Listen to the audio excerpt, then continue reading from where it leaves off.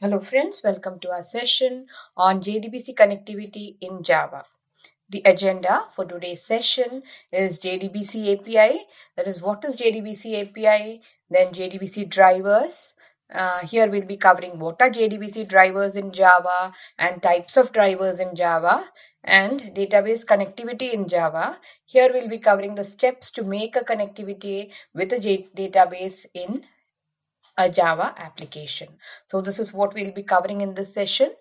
I hope you'll enjoy this session. So first we'll come to what is JDBC API. So JDBC API is nothing but when we want to connect a graphical user interface program prepared in Java with a database, we need JDBC API. Actually, the Java GUI can only understand the Java code and database can only understand SQL code. Now, to connect them, Java has developed some special functions stored in certain classes and interfaces which are stored in the JDBC API. Now, Java is actually the GUI is actually written. Java GUI is the code application is where using which we create the application. So application part is actually written in Java. So it can understand only the Java code. Now the database is something which can be DBMS or RDBMS or whatever kind of database it is. It can understand only the SQL code or the SQL code. Now when we have to write when we have to connect these this Java application and the database, there has to be another JDBC is another API, that is a JDBC API.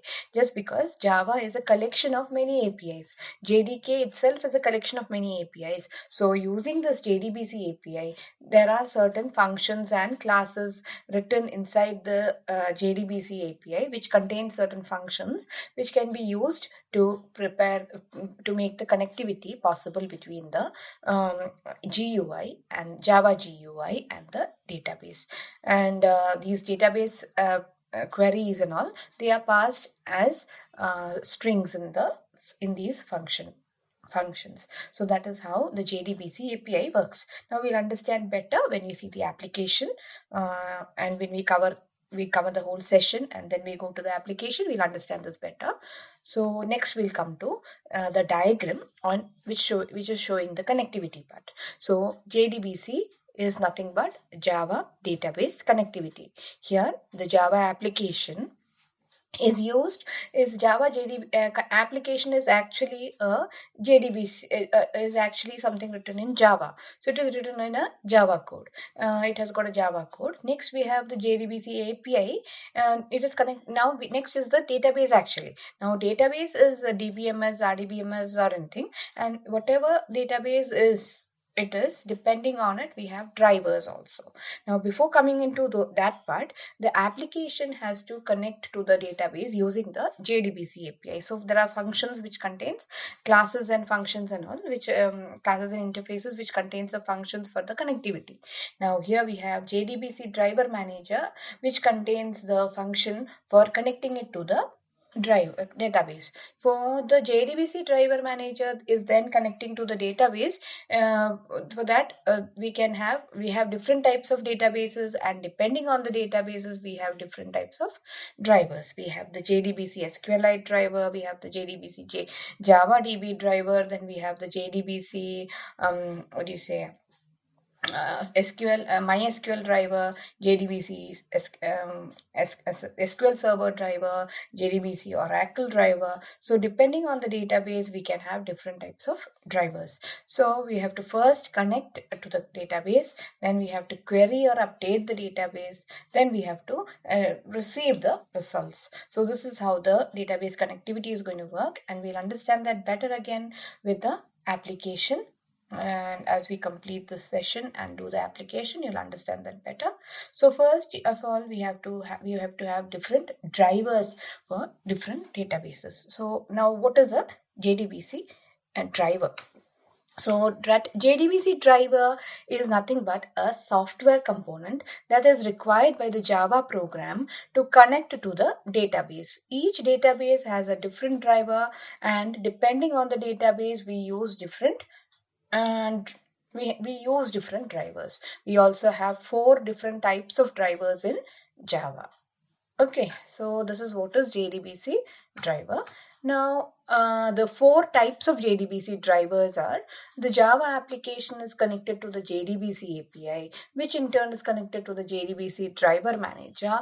And the JDBC driver manager, we have 4 types of connectivity. They are the type 1 connectivity, type 2 connectivity, type 3 and type 4 drivers. So we have different 4 types of drivers, of which the type 1 driver is not active from JDK 8 onwards. It's not active. It was the type 1 driver is meant for desktop applications only. It is the JDBC ODBC bridge driver, and the JDBC ODBC bridge driver is connected to the ODBC API, and then which is connected to the DB client library, which is inside the server, and then that library, it gets connected to the database, and this is how the data flow happens. Now next we come to this type 2 driver, which is the partial Java JDBC driver, which is also known as the native API driver. Now this here again we have the DB client library installed inside the server, and from the partial Java JDBC driver, the data is sent to the DB client library, and from there it goes to the database and collects the data. So only then we can retrieve the data. Next we'll come to the type 3 data driver, that is the pure Java JDBC driver. The pure Java JDBC driver is connected to the DB middleware server. Then the DB middleware server again to the database server. The type 3 driver is also known as the network protocol driver, because it is best suited for network applications and all, where we have something known as the middleware server. So first of all, the pure Java driver, this is also a pure Java JDBC driver, through which is connected to the DB middleware server, and from there the data is sent to the the connectivity goes to the server, JDBC database server, and retrieves the data. Now we have the type 4 connectivity. Type 4 connectivity is a pure Java JDBC driver, which is also known as the thin driver.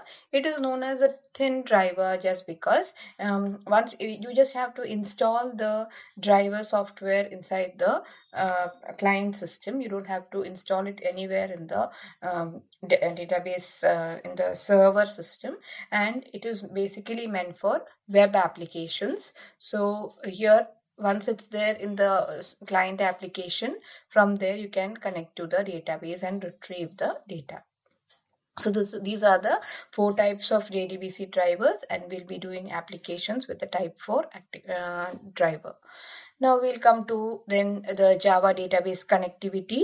For the Java database connectivity, the first step, the different steps that we are supposed to do is first register a driver. So first install a driver depending on the database, and then after is inside the client system, when you're creating an application, first install the driver software, then you have to register the driver.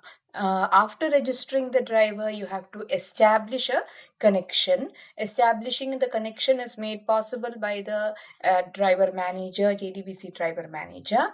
Then after establishing the connection, you have to create statement or prepared statement objects. Here again, the statement and the prepared statement objects are created in that is, statement and prepared statement objects have to be created, and then after the statement object is created for querying the data, that is retrieving the data, and prepared statement is for it's opted for insertion, updation, and deletion activities. So, for retrieving the data, that is search and all such things, we use the statement objects. Next, we come to the executing the query. Now, if for statement objects, once we create the statement objects and all, you have to write the query. So you have to write the query and then execute the query so that the database can function accordingly, and then in the end we have to close the established connection. So these are the steps which are needed. And after executing the query, if it is what do you say, a statement object, we'll get the result set. That is, the data is retrieved in the form of a result set, and then we will close the connection also. So this is what is database, Java database connectivity. Now, if you think this session here, we'll understand the session better if you when we do the application, and that will be there, that you will be able to get the application in the next session. So please wait for my next session. Please watch my next session. And then if you think this session is good enough, then please like, share, and subscribe. Then thanks for attending our session on JDBC connectivity in Java.